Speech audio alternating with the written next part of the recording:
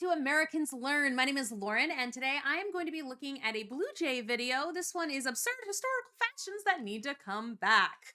And I hope that we're going way back into the past, y'all. Way back into the past, because I mean, we know that the early 2000s don't need to come back. But there was a lot of absurd fashions there, but they weren't great. So I'm looking forward to seeing what he has to say about this. These are fun. This one was suggested by channel member Pterodactylus. So I am watching it.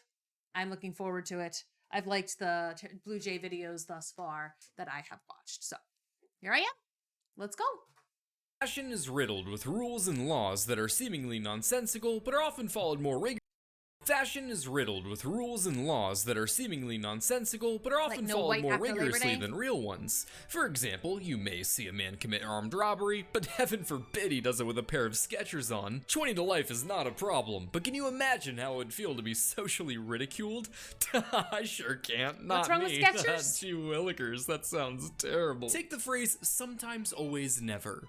No, this isn't a game of smash or pass or a sorority girl listing her liquor preferences. It's the rule that's stipulates that the bottom button of a suit jacket should never be fastened. Today it seems second nature, but where did this seemingly common sense rule originate? Is it a remnant of some old custom? Perhaps it has its roots in a unique cultural tradition.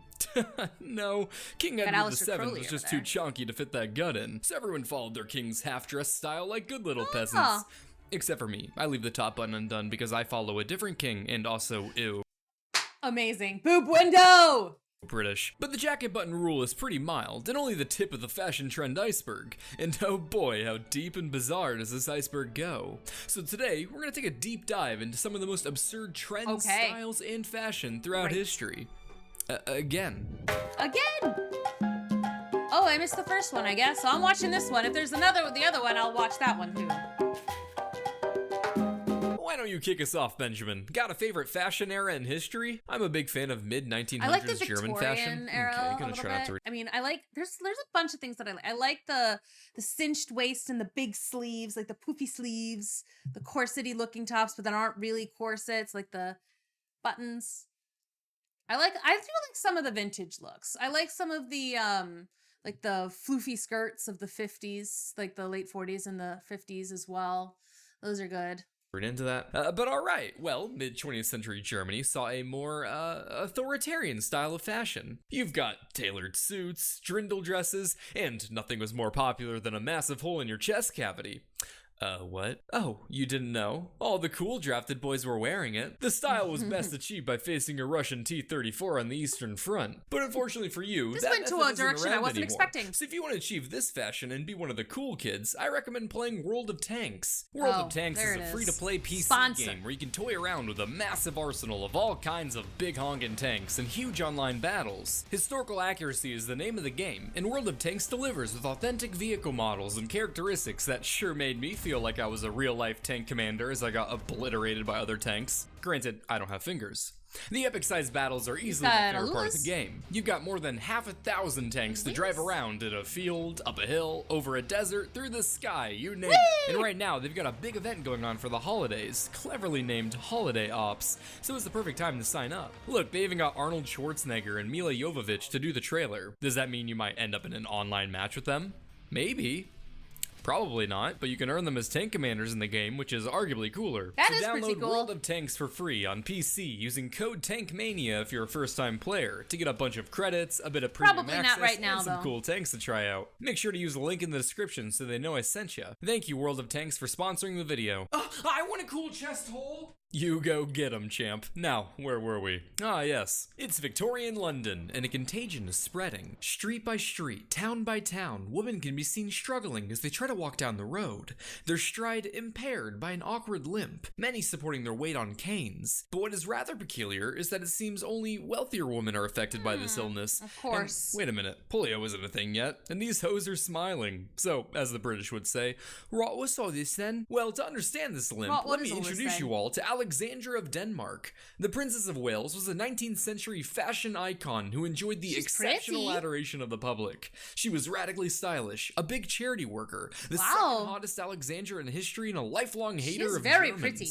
so all around pretty based. This meant that whatever the royal did, the masses would blindly follow like a 19th century K-pop star. This is true. Like, isn't there like a thing like where like one of the Louis had like a fistula and then other people tried to get them? Like, I feel like that's a thing. Wearing a radical new dress style, the people did too. Choker covering a childhood scar? Why not? Hold my leash. Life-threatening rheumatic fever, leaving her with a permanent limp? Count me in. I love Forrest Gump. That's right, Alexandra's influence on fashion was so strong that it transcended just petty physical garments to include physical ailments as well. So not long after Alexandra began limping in public, were London's fashion followers seen waltzing down the streets like they were covered with Legos. In their best attempt to come off as quirky little cripples, women would stumble about with canes and even go as far as wearing different size shoes. You know what? I was gonna say, this is ridiculous. People don't do that. But then I remembered the trend of wearing glasses when you didn't need glasses.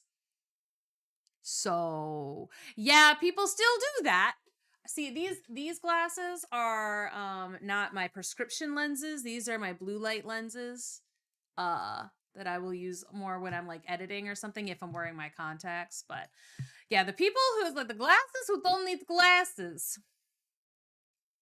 That's this basically. More authentic handicap. Oh, Edward, I absolutely adore your limp. Tell me, how do you pull it off? I have cerebral palsy. Oh, I must inquire my cobbler about that brand. And your cane is just adorable. While at first the style was more DIY in nature, the more cunning shoemakers came to realize that there was a golden opportunity to make a fat stack. So they began selling shoes with different sized heels to help the upper class's biggest fashionistas achieve that oh so desirable crippled stride. Here we have some of my finest. Oh, that would be so painful though. Like, heels are already bad enough, and then like you're walking on a different, oh my god, your hips would be so fucked. Work. Oh, how beautiful. You've outdone yourself, Henry.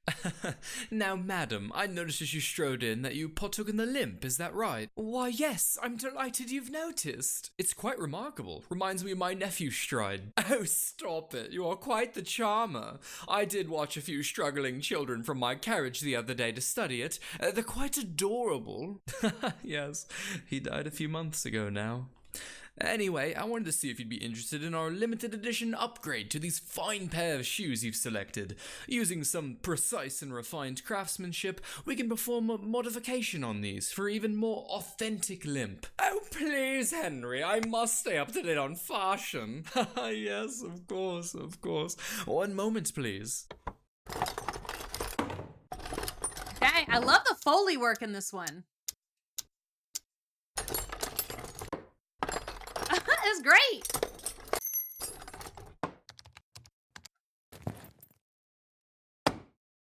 That'll be 200 pounds. Like most trends, the Alexandra limp came with its fair share of critics, as multiple news outlets would often denounce the practice with some rather colorful language. I don't know how exactly the aristocratic woman responded to the criticism, but I'm sure they had plenty of time to think about it as they staggered their way down to the printing press. They weren't doing anything. Leisure classes, don't have to work for a living. Do nonsense like this.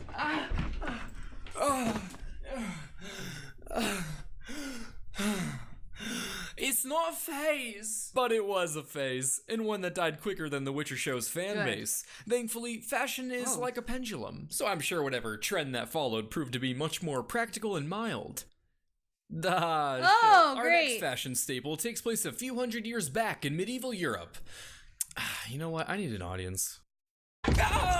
Say, Tim, you know those medieval paintings with dudes wearing pointy shoes like they're doing a Shrek 4 cosplay? Can you guess why those are popular? No, the radiation stuff is done. You're supposed to leave me alone now. Close. Actually, the shoes were named kipples after the mythical hag from Polish folklore, Skosi Kippel, known for breaking into people's homes to smear wax all over their cooking utensils. So people wore these pointy shoes to mock Skosi Kippel's abnormal feat, believing that the trickster would be so offended that she would crawl back into her hut with her mood for trickery completely ruined.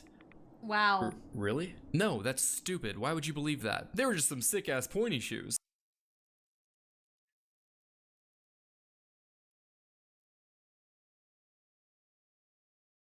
I believed him. Oh my damn it. I am such like, it makes, you know, He said medieval, okay? He said medieval Europe.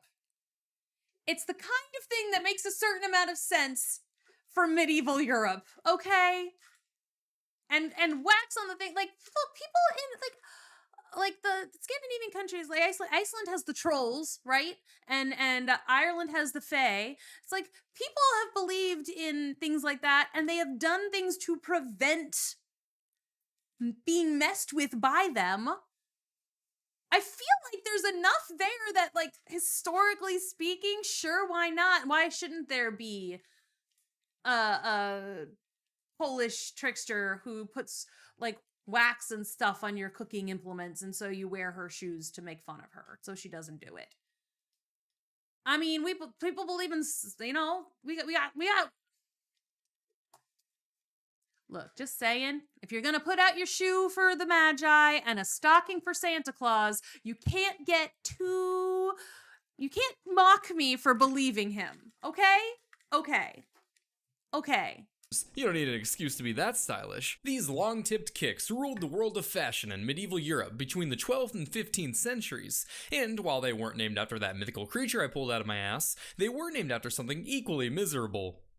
Poland. Specifically, the shoes were named crackows after the city in Poland where the fashion's popularity originated. The long-toed shoes were worn by both men and women. However, it was the former who took the fashion to the extreme. Most toes weren't more than half the length of the shoe, but the rich could don tips as long as 20 inches, and the even wealthier were said to have their little piggies stretched so long they had to get tied up at the shin just to be able to walk, all fighting to prove that they had the longest and girthiest shoes. I mean, I guess, like, the longer it is, and the pointier or whatever, the more obvious it is that you don't have to work for a living. Like, like, if you don't have to, you know, I would have been probably at most, okay, I've talked about this before, I would have been drowned in the medieval times, probably, for being defective because I'm so blind. But if I had good eyesight, or at least passable eyesight, and I kept my same job, I would just be a barmaid somewhere, you know? So it's like, I wouldn't be able to wear these things. As for why they were popular, I mean, come on, isn't it obvious? Foot daggers. No. But points for creativity. They were popular for the same reason that people wear fanny packs. Why did that turn Raw down? Sex appeal. And shoes. Like, I don't know As for why they were popular, I mean, come on, isn't it obvious? Foot daggers. No. But I like points that, for creativity. They were popular for the same reason that people wear fanny packs. Raw sex appeal. And I completely agree. I mean, come on, look at my boy here, looking like he better moonwalk his way down to ye old tavern to pick up some fair maidens. Like they were truly worn for all occasions, and while they didn't hide a hidden blade like some Assassin's Creed leprechaun, people did wear them into battle to make them grippers look as dangerous as possible. The knights also, like, you know, there are moves in battle and stuff where kicking is it's called dangerous walking, is what my teacher told us it was called. You walk with your pointy toes out and you can get someone in the groin with that. It goes right under their little armor. The Duke of Austria, Leopold III, often wore crackows on horseback. However, in one engagement, they had to dismount to fight on foot, so they were forced to cut off the tips of their shoes and toss them in a huge pile so they could run around and get to stabbing. Alright, let's get killing. Gary, you coming? Gary?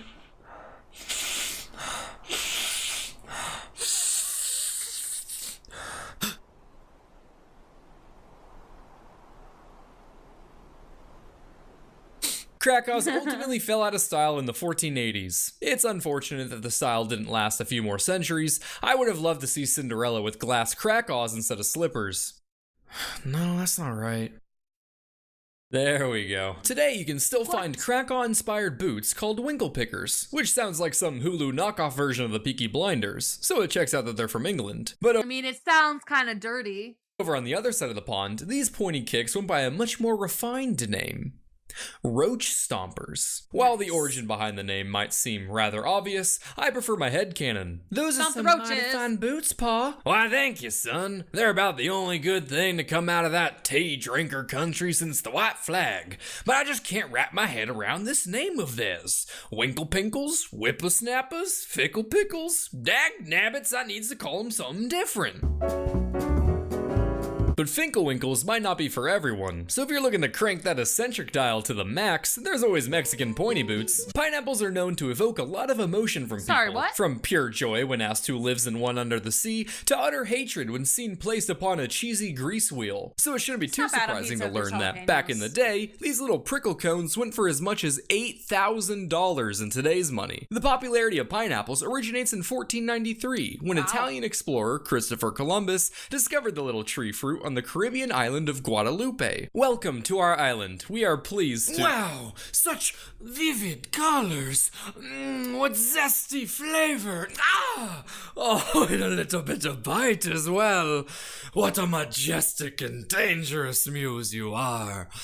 I can't believe I discovered this. I am the first human being in all of time to lay eyes upon this sour delight. That's kind of fun too. I shall call it the Piña de Indies.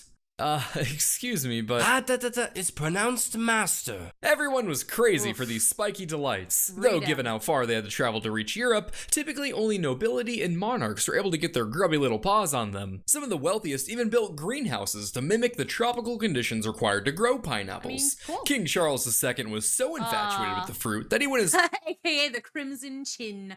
This is why we don't do incest, kids, by the way. The Habsburgs are the reason that they're the historical proof. Like, we have it in all of the documents. Like, I feel like we saw some of it in Egypt, but that was not as well documented that at least what we've got, you know. We've lost a lot of that, but like the Habsburgians, we know about the Habsburgs. As far as to commission a literal painting showing his gardener on his knee, presenting it with one glorious prickly boy. Which might seem like a bit much to you and me, but keep in mind this was before Instagram made flexing as easy as taking a pic on top of a 4-story parking garage in the Midwest. I like that the other picture, they curbed his chin and nose a little bit. So they had to go all out. But with how desired, how lavish, and how revered these exotic fruits were, it would be a shame to merely eat them. Then your pineapple would be gone. How would everyone know how cool you were with your luscious fruit all hidden away inside your stomach? So in the American colonies of the 1700s, pineapples were used primarily as decorations, and were only finally eaten once they started going bad. People put them in centerpieces, they were shown off at parties. Forget the baby, there's no room for that clingy leech when you're busy taking your pineapple out for a stroll. Can't afford one? No problem. You could rent one. Make everyone think you're rich enough to be a pineapple boy. They were even sometimes protected with their own security detail. John, hey, your party is awesome! Thanks, man, thanks. Hey, if you want to see something really cool, come with me. Check out this bad boy. Holy shit, is that a pineapple? Yeah, dude, an American model too. None of that import trash. God damn, how many spikes is she packing? Why? Can't touch the pineapple, Ted. Outside of throwing tea in harbors, a pineapple was the ultimate colonial flex. So whenever there was an opportunity for a pineapple, then a pineapple there will be. Got a teapot? Now it's a pineapple. Building a dome? Why not a tropical one? How about a pineapple helmet? They didn't have pineapple helmets. Bummer. But I think that's a hilarious missed opportunity. Pineapples were also the universal symbol of hospitality. And swingers! On a sign, and it meant guests are welcome. When the sign was gone, it meant to get the hell out. And when it was upside down, well, that means they're swingers. But that's a topic for another video. On a different website. Fast forward to 1900, and along comes young industrialist James Dole, who was looking to kickstart large-scale pineapple distribution with a plantation in Hawaii. It was a huge success, and for many decades, James supplied upwards of 75% of the global pineapple supply. Dang. But for the world's upper class, this meant that not only were the middle class now able to get the spiky fruit, but by God, even the dreadful working class could too. So the esteemed status of the pineapple soon died off. Hello, Caroline. What do you think of this? Ah, yes, a pineapple. I just came from the market where Tom was buying a few. What? Tom the coal miner? The poor fellow? Well, yes, I suppose. Carrying a few pineapples just like yourself. James's company would go on to become the Dole Food Company, which is notable today for being a large fruit producer and disappointing you with fruit snacks that aren't the Scooby-Doo ones. As for Dole himself, his efforts in the pineapple business would later earn him the nickname the Pineapple King. And to that I say, what better crown than a pineapple helmet? Yay! Weird fashion too. 9 out of 10 stars. Fun. Okay. Okay, I like that. Okay, I didn't realize that there was another one. So I'm gonna have to find the other one because that's fun. So I'm watching these out of order again because I do that sometimes. It's fine. Don't worry about it. If someone just gives me a sort of general idea, like watch this, I will type that in and I will do the one that it picks. So, anywho, thank you. I hope you enjoyed that. If you want to see more stuff like this, go ahead, let me know in the comments below. And yeah, just let me know what I should watch and I will watch it. And if there's something that like you want me to get back to that I haven't done in a while, tell me something specific. I know that there's like some music stuff that I should absolutely be watching, but there's so much though. The problem is there's just like all of these people, there's so much. And I'm like, I don't have a good idea of what to do now. So send me some titles and links. Send me links. Links are good. And I will see you in the next one.